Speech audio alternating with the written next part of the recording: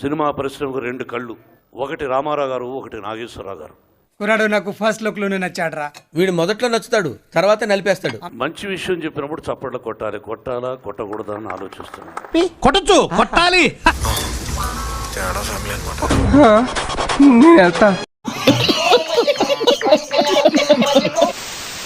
పుస్తకంలో వాళ్ళ గురించి జీవిత కథ రాయాల్సి వస్తే ఒకటి రామారావు గారు, ఒకటి అక్కినేని నాగేశ్వరరావు గారు.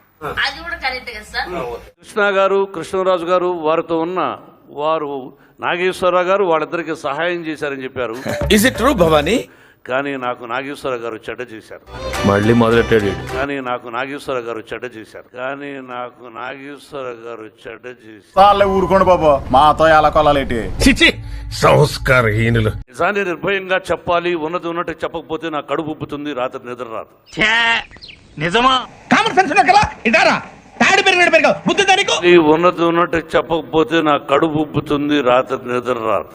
బయటికి చెప్తే ఊతంట, చెప్పకపోతే కడుపులో మంట. అంతేగాని ప్రతిసారి డబ్బా కొట్టుకుంటూ సెల్ఫ్ ట్రంపెట్ కొట్టుకుంటేట, డబ్బా కొట్టుకుంటూ సెల్ఫ్ ట్రంపెట్ కొట్టుకుంటేట.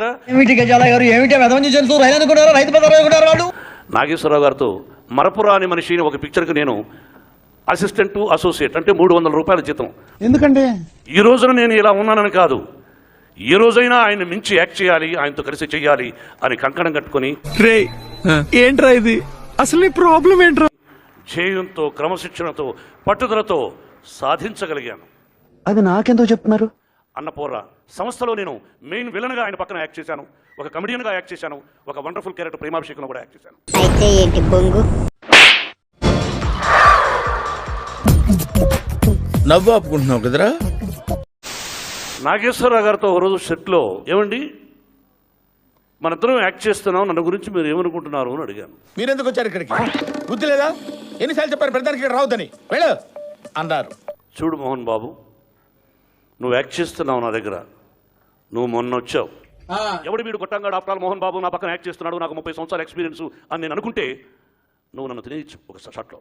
నువ్వు చెప్పవా ప్రసాద్? మీరు చెబుతున్నారు కదా సార్, ఇద్దరెందుకు? నీ దగ్గర చాలా జిఫ్టీలు ఉన్నారా? ఆపుకోలేకపోతున్నాను రా. కానీ మొన్న వచ్చిన ఒక మోహన్ బాబు నా పక్కన యాక్ట్ చేస్తున్నాడు, అక్కినేని నాగేశ్వరరావు గారి పక్కన, అంటే వీళ్ళు ఏదో ఒక టాలెంట్ ఉండాలి, వీడిని కనిపించనీయకుండా చేయాలి అని ధ్యేయం, ఒక ఇంట్రెస్ట్ నాకుండి ప్రతి డైలాగును నేను కనిపించనీయకుండా చేయాలని ఆలోచన తప్ప ఇంకేమీ లేదు అన్నాడు. What nonsense you are talking? ఓహో, ఇంత విషయం ఉందా నాగేశ్వరరావు గారు అనే విషయం అనుకొని, అమ్మ దుర్మార్గులారా, ఇంత దారుణమా? నెక్స్ట్ నాగేశ్వరరావు గారు కనిపించకుండా చేయాలని చాలా తాపత్రయపడాను. అన్నపూర్ణమ్మ గారు చెప్పారు ఆయన ముందే, ఆయన కంటే నేను గొప్ప నటుడని. అన్నపూర్ణమ్మ గారు చెప్పారు ఆయన ముందే, ఆయన కంటే నేను గొప్ప నటుడని. చప్పట్లు కొట్టాలి మీరు, చప్పట్లు కొట్టాలి మీరు. ఎన్టీ రామారావు గారి తర్వాత డైలాగు చెప్పగలిగిన నటుడు నువ్వేనయ్యా అని ఆశీర్వదించింది ఆ మహాతల్లి. ఎప్పుడు చూసినా ఇదే పనిరా, కొంచెం కూడా బోర్ కొట్టదా? అంటే ఒక 15 నిమిషాలు తిట్టకుండా తిట్టాడు నాగేశ్వరరావు గారు నన్ను, ఆవిడ్ని. నువ్వు వీళ్ళ అమ్డి కొడుకుని వీడిని ఇలా పొగుడుతున్నావు, రౌడీ ముండా కొడుకు, వీడికి ఎందుకు ఇలా చెప్తున్నావు అని. ఏం మాట్లాడుతున్నావు? తిట్టదని చెప్పరా? ఎవడి మీఠా గారు, మీరు ఆ బూతులు పంచకు ఆపండి. అంటే నాగేశ్వరరావు గారు నాకంటే బాగా డైలాగ్ చెప్పలేననే కదా దాని అర్థం. ఇలా ఉన్నావేంట్రా నువ్వు? ఇది నిజం, మీకు తెలుసు. ఏ ఆగవా లొల్లి పాడు పొద్దున్నకు